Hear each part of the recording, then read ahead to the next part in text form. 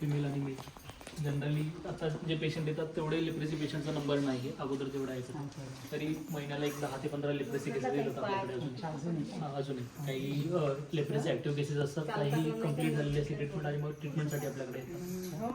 Mostly जे येतात ते अल्सरसाठीच येतात, क्रोनिक अल्सर आहे. आणि जे ॲक्टिव्ह पेशंट येतात ते टाईप 1 किंवा टाईप 2 रिॲक्शनसाठी येतात. जनरली नॉर्मल जर पेशंट असेल तर तो घरी गोळ्या घेऊ शकतो. आणि बाकी जे पेशंट आपल्याकडे सध्या ॲडमिट आहेत जे आहे त्याचं ते फ्रॅक्चर आहे. हां, थर्ड मेटाटार्सल जे आहे त्याच्यामध्ये डिस्टल एंडला फ्रॅक्चर आहे. तर हे कसं झालं? पडला मुक्तांगणमध्ये आहेत त्या. पण आता ऑस्टिओपोरोसिस वगैरे आहे नाही, फक्त पाय मुरला तर त्याच्यामुळे तो फ्रॅक्चर झाला. फ्रूट आहे हिअर, पण ते घरी काम करू शकत नाही त्याच्यामुळे इथे ॲडमिट ठेवलं. बाकी जे पेशंट आहे बऱ्यापैकी पोस्ट ऑपरेटिव्ह केअरसाठी आहे. कॅटरॅक्टचं ऑपरेशन जरी झालं आपल्याकडे तरी आपल्याला त्यांना इथे ड्रॉपसाठी आणि त्यासाठी ठेवावं. बाकी ड्रेसिंगसाठी वूंडसाठी जे पेशंट येतात ते आपल्याकडे डिलीच असतात. मॅगेट्सवाले आता एवढाच पेशंट आले नाही, बऱ्यापैकी पेशंट ते असतात. ही जी आहे आजी आहे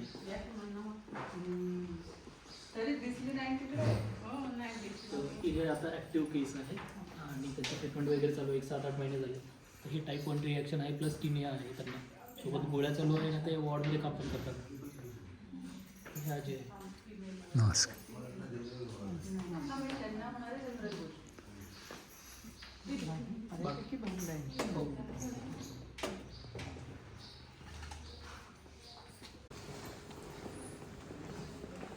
एक्सरे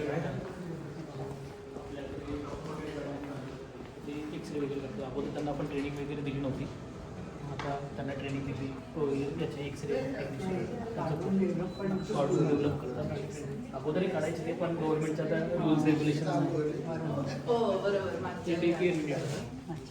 त्याच्यामध्ये जे OPD-वाले जे पण पेशंट येतात ते त्यांना आपण ॲड करतो. इंजेक्शन IV असेल किंवा डेली इंजेक्शन असेल त्यांचे हे सगळं इकडे होतं.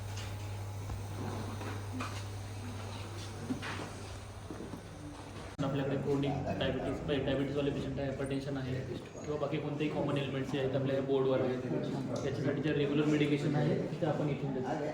जे पण आपले कुष्ठरोगाचे पेशंट आहेत त्यांचं आपण डेली डोसिंग आपल्या इथे करतो. पेशंटला लिटरली कोणामध्ये गोळी टाकायची, जसं की आपण बघितलं गावांच्या काळात अजूनही होतं. त्याच्यामुळे ड्रग डिफॉल्ट मला सध्याच्या ज्या केसेस येत आहेत त्या मेनली तेच आहेत की बाहेर असतात, ॲडिक्शन असतं काहीतरी, टोबॅको किंवा खर्राचेवर किंवा अल्कोहोलिक असतात. त्याच्यामुळे त्यांना असं वाटतं की आम्हाला लेप्रेसीवाला पेन नाही तर मग आम्ही गोळ्या औषधं काढायचं सोडून देतात. मग पेशंट जेव्हा आपल्याकडे येतात तेव्हा ते रिॲक्शनमध्ये येतात, एक तर टाईप 1 किंवा टाईप 2 लेप्रा रिॲक्शनमध्ये येतात. मग आल्यानंतर मग त्यांना त्या फेजमधून बाहेर काढायला खूप जास्त वेळ लागतो. तर तो एक मोठा चॅलेंज आहे की ॲडिक्शन खूप जास्त प्रमाणात आहे. इथं आल्यानंतर मग ते ऑब्झर्व डोसेस दिले की ते त्याच्यामधनं लवकर रिकवर होतात आणि लवकर बाहेर येतात. आणि मग काय देतात ॲडिक्शनसाठी? ॲडिक्शनसाठी आपल्याकडे सायकॅट्रिस्ट आहेत. हां, जर टोबॅको आणि बाकी याच्यासाठी टॅबलेट्स वगैरे देतात ते आणि काउन्सिलिंग करतात. मग आपल्याकडे सायकोलॉजी युनिट डेली घेतला घेतला ना. त्याला जरा रिफ्लेक्शन येत होतं. हे डॉक्टर ऋषिकेश आता मागे भेट झाली होती. माझी भेट झाली होती. येस, ऑफिसमध्ये तिथे भेटलं होतं ना. कसं चाललं आता एक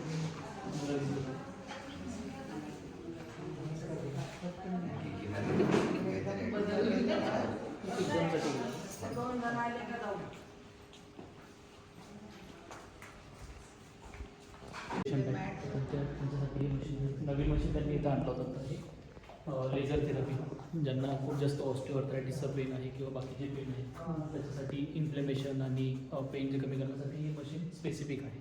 हे आता आपण मागवलं होतं.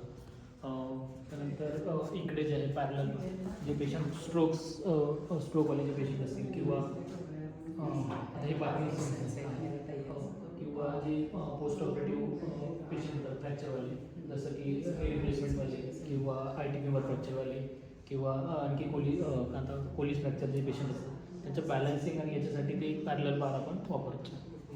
फिंगर लेवल ज्या पेशंटला लेप्रेसी पेशंट जे आहेत त्यांना हाताला स्ट्रेन नाही आहे, विकनेस येतो, अशा पेशंटसाठी ते मग फिंगर लॅडर जे आहे ते यूज करतात. बोट ठेवायचं त्याच्यामध्ये. ही एक मॅट आहे, सेन्सरी मॅट. तर प्रत्येकाचं सेन्सेशन वेगळं आहे. तर ज्या लेप्रेसी पेशंटमध्ये बऱ्याचदा सेन्सेशन कमी होतं त्यामुळे त्या पेशंटसाठी हे सेन्सर मॅट खूप जास्त हेल्पफुल असते.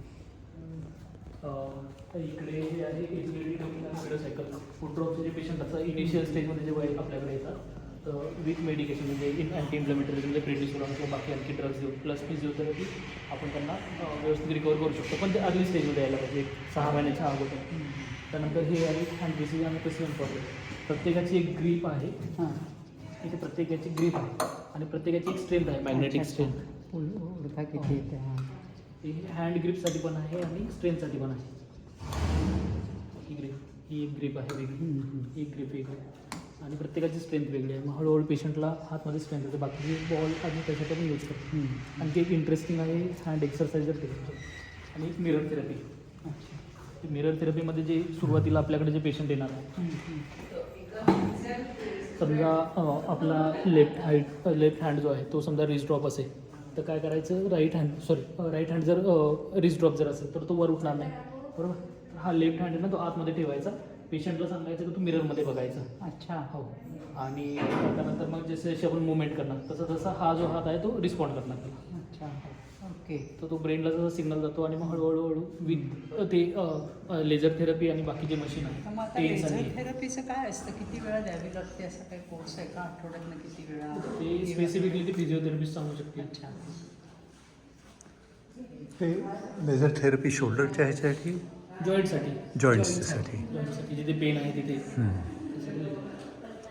बाकी इकडे जे आहेत आता नवीन मशीनमध्ये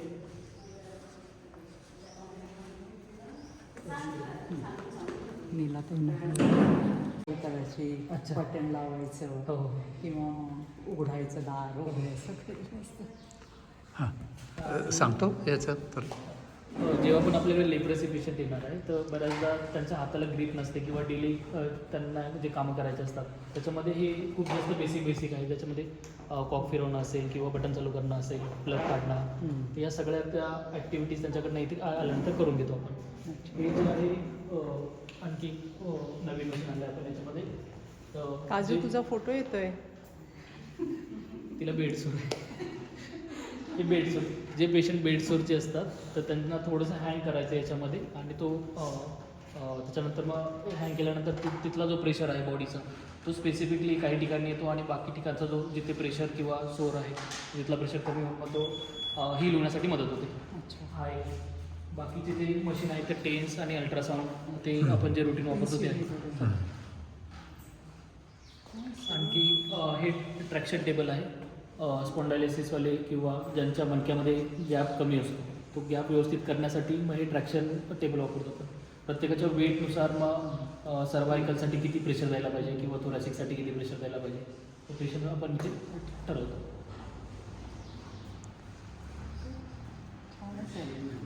दररोज यांच्याकडे 30 ते 40 पेशंटची OPD असते, फक्त फिजिओथेरपीची वेगळी. आणि जवळजवळ त्यांचे महिन्याचे 1100-1200 सेशन्स होतात. सगळं वापरलं जातं. सगळं वापरलं जातं. सोबत फिजिओथेरपीचे स्टाफ जे आहे दररोज स्नेहसावलीमध्ये जातात आणि तिथे जाऊन प्रत्येक पेशंटचे हँड मसाज करतात. तर डेडिकेटेड त्यांचा एक तास पूर्ण ठरलेला असतो. स्नेहसावलीमध्ये जेवढे पेशंट आहेत मेल आणि फिमेल दोन्ही साईडला जाऊन ते हँड मसाज करतात. त्यांना सगळ्यात जास्त मदत झाली आहे जे वयस्कर लोक आहेत ना त्यांच्यासाठी खूप चांगला आहे झाला तो. तिला ते दररोज एकदम सिन्सिअर सिन्सिअर आहे. ते सगळ्या गोष्टी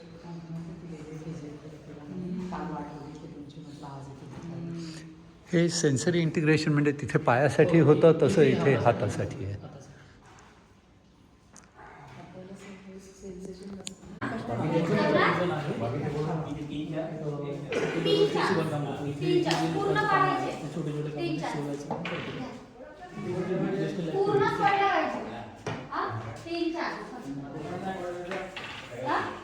तीन चार्ज मध्ये पूर्ण घ्या.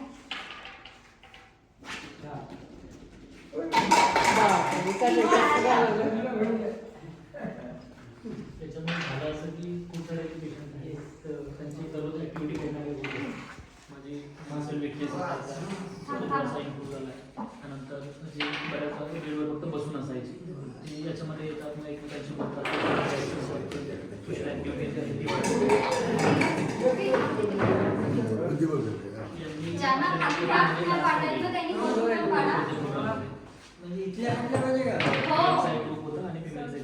दोन्ही काढा. याच्यामध्ये डान्स तुम्हाला जसं वाटेल तसं करा.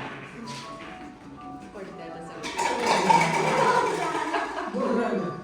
झाली 3-4 आवाज येत. त्याच्यात असलं तरी चालतंय. असं नाही, नको. ते जागा त्याने काढेल सगळी आता तिकडे आपण वेगळा प्ले दोन करू प्रकाश काका. या.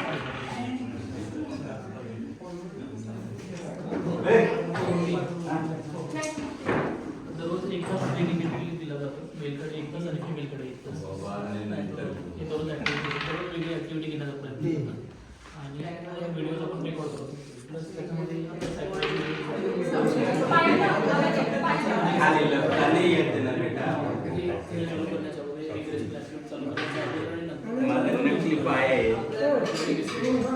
खाली पायाने आणा खाली पायाने वा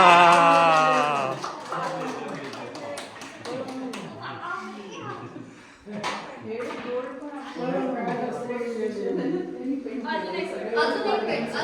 काढा. त्यांना साक्षरीमध्ये असे भांडून भांडून खेळतात. या दुसरे झाले तुम्ही. आई वगैरे सगळी तरी तिला व्हिडिओ दाखवले मग ते मागे पाठवले चांगलं झुंबा डान्स करतात 3-4 पूर्ण काढायचे. छोटे छोटे 3-4 शिवायचं काम करतो. पूर्ण पडला पाहिजे. हा 3-4 हा 3-4 मध्ये पूर्ण घ्या.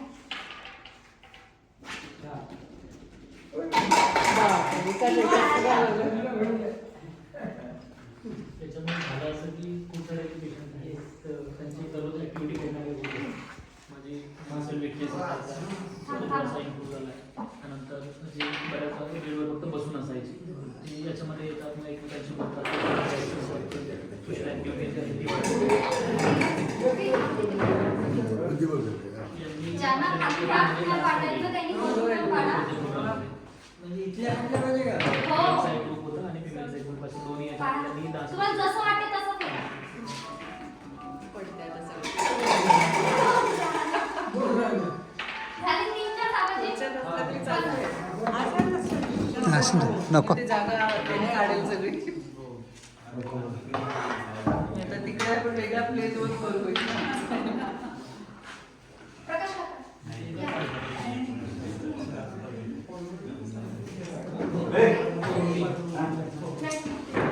दररोज एक तास ट्रेनिंग दिला जातो मेलकडे एक तास आणि फिमेलकडे एक तास हे दररोज ॲक्टिव्हिटी दररोज वेगळी ॲक्टिव्हिटी घेण्याचा प्रयत्न करतात आणि या व्हिडिओज आपण रेकॉर्ड करतो प्लस त्याच्यामध्ये खाली लपटाने येते ना बेटा चालू करण्याच्या वगैरे रिग्रेस क्लासेस चालू करण्याच्या माझा नकली पाय आहे खाली पायाने आणा खाली पायाने त्याच्यामध्ये काही लोक वा